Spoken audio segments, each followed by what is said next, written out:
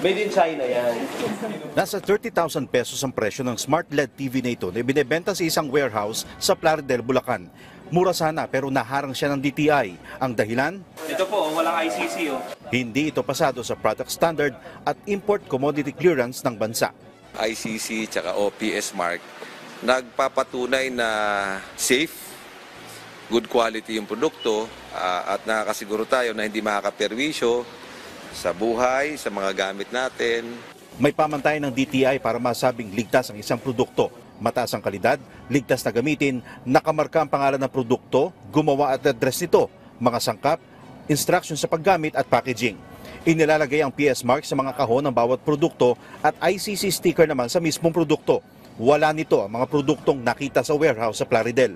Obligasyon yun. May penalty pag hindi nakakabit yun. Ibig sabihin, nakikita natin na walang ICC o PS mark, malamang hindi talaga certified sila.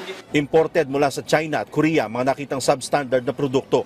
Dahil hindi ito certified ng DTI na requirement sa importation, malamang smuggled ang mga kontrabando. Ibinebenta ito ng pasikreto sa murang halaga at karaniwan ding idinadaan sa mga online shopping apps. May pinakita namang ICC sticker ng tindahan pero hindi ito nakadikit sa produkto na ipinagbabawal ng batas. Aalamin din ng DTI kung lehitimo ang sticker at akma sa bilang ng mga produkto. Kaya po natin talaga sila nahuli, nag-test buy. May mga concerned citizens, consumers po tayo na bumili sa kanila at sinabi nila walang ICC sticker. Umabot sa mahigit 24,000 items ng substandard at smuggled na produkto ang kanilang nasamsam na may katumbas na halagang mahigit 43 milyong piso. Pinakamalaking huli ito sa loob ng 3 buwan na operasyon ng DTI Task Force Kalasag.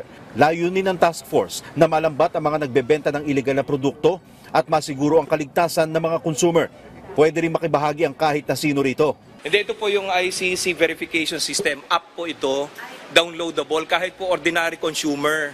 Pwede pong ilagay nila sa cellphone nila. Itatapat lang po nila doon sa ICC sticker. Makikita natin yung mga detalye kung nagmamatch doon sa produkto. Sa ganitong paraan, tataas din ang koleksyon ng buwis ng gobyerno na magagamit naman sa kapakinabangan ng bawat Pilipino. Mula dito sa Plaridel, Bulacan, Benji Durango para sa Pambansang TV sa Bagong Pilipinas.